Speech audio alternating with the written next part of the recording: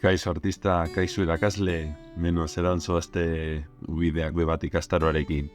Onan nator hirugarren moduluarekin, non atxera elikadura, edo beto esan da feedbacka landu behar dugun, non familiak eta gure arteko harremanak ikus daitezkeen umeen ongizate emozionala ahalik eta hobea izate aldera, eta umeen ikasketa irakaste prozesua ahalik eta hobea izateko, ezta? Beraz, hortxe proposatzen digutena, esaten digutena hori da, zein garrantzitsua den hori, orduan teoria eta edukien barruan atxera dedikadura digitalaren inguruan azaltzen du zer den, zenbat aukera dauden, horrela abantaila pilo bat daudela, horren nahi sartuko, zen motatako atxera elikadura dauden, ezta, bideo, audio, idatziz, eta interaktiboa. Ni batez ere interaktiboan zentratuko naiz, besteak oso errezak dira, ezta, Gmailen bidez, Driveen bidez, batzutan argazkia bidalika eta dokumentuak bidalita errezagoa da hori egitea, edo fitxak kanpetan sartuta eta beste. Orduan, zer egin behar dugu hemen? Hemen berez bideo tutorial bat sortu behar dugu. Bideo tutorial horretan, batez ere gurasoentzako izango da bideo tutorial hori. Azalduko diegu zein elementu erabiliko ditugun atxera elikadura lortzeko. Orduan, oso garrantzitsua da kit digitala ikustea. Sekzion sortu ebaluatu kit digitala. Hemen dana dago. Erabilian dituzuen programak.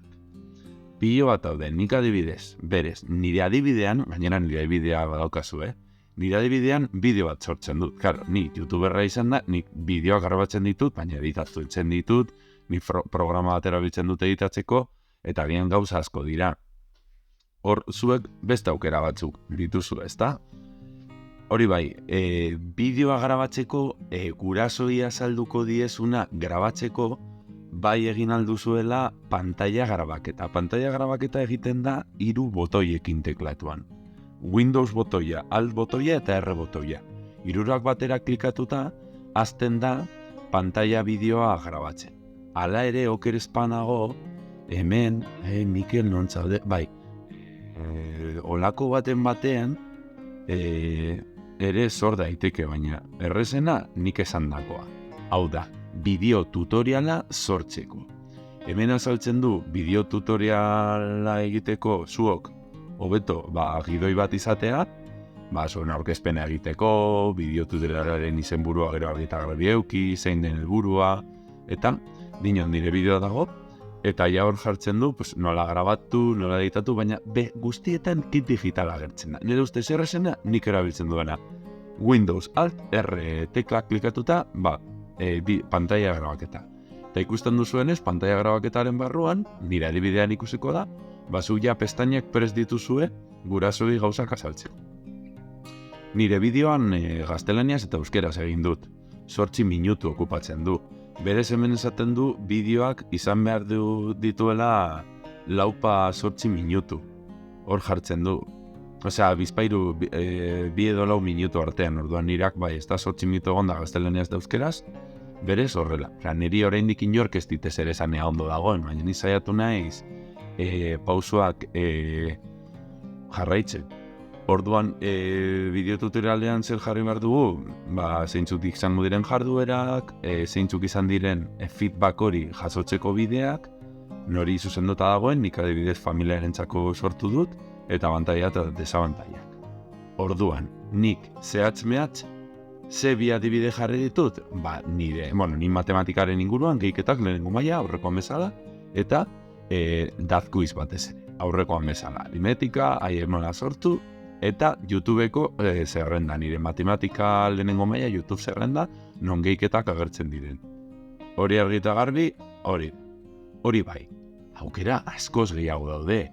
Enintzen hasiko hemen, programa guztiak azaltzen. Agian datozen egun hontan, zuok eskatzen badiazue, ni berez programa hauek gehienak erabili izan ditut. Nik batez ere hemen zentratuko naiz gero. Google inprimakietan, hau da, zuek inprimaki bat sortzea gurasoek umeek betetzeko non ea bete den nahi izan duzuena, azaldu aldut, nire ustez nire bideo zerrenda batean dago, jarriko dizuetagian azalpena edo sortuko dut eskatzen badidazue.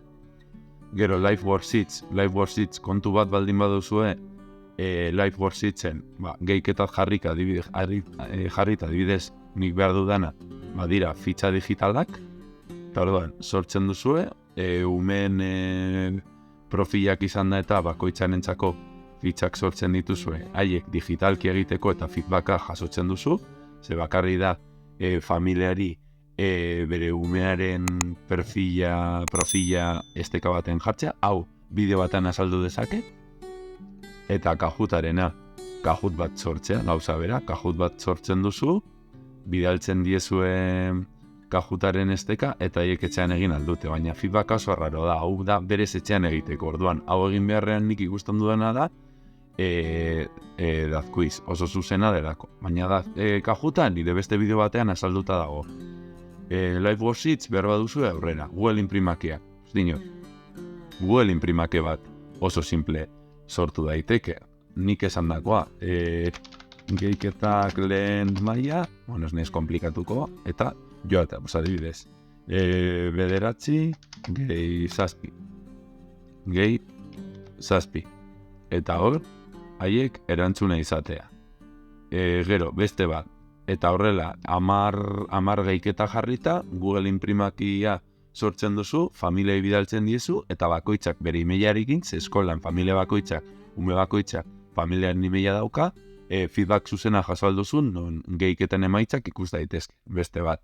Ja nahikotxo izan ditut, ez dakitzen gehiago nahi dituzuen, nire ustez, dazkuiz errazena, kuiz izan txekoa da, Life Worth It, Educaplay, Educaplay ere tita batean izango dizuet, Educaplay, hemen klikatzen duzu eta gertzen den informazio, baina dina, Educaplay. Hartzen duzue, eta horren barruan ere, sortzen dira bitu. Gehiketa, lehen maila. Gehiketa, baten bat sortuta. Iragarki bat ikusten da, eta orduan iragarkia behin ikusita, ikusten iragarkia, eta badi. Educaplay, oso ondo dago, aproposan da, eta hor, sartzen zara azteko, eta auskalo hau zein den, gero bilatu aldu da, zenbat da sortxiken ikusten, oso feedback polita, zein doa hogei eta gero, ikusten Educaplay, zuzenean zuek sortu gabe, topatu alditu zue batzuk, eta behin topatuta, ikusi duzu ez da, klikatu dut, eta nonbaiten egongo da, bitu hemen, partekatzearena. Partekatzen duzue, azaltzen duzue nola partekatu, gurasoi bideo horretan azaltzen duzue, eta aurrera. Eta uste dut ja nahikotxo azaldu ditu dela. Dinot, gehiago daude, eta gehiago azaltzeko pres nago, baina ez zaituzte itoko. Garrantzitsuena, bideo tutoriala, Control S, Windows tekla, Alt eta R.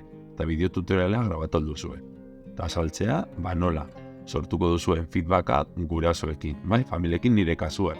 Zuek aukeratu nola egingo duzuen. Nik nirean, nire portfolioan, eta atzera likadura azkenengo atalean, zertatu dut. Nila beste pare bat esan da nituen lehenengo moduloan egitean, itxiki eta letrekin, baina jarri dut bestean, nirea matematikakoa.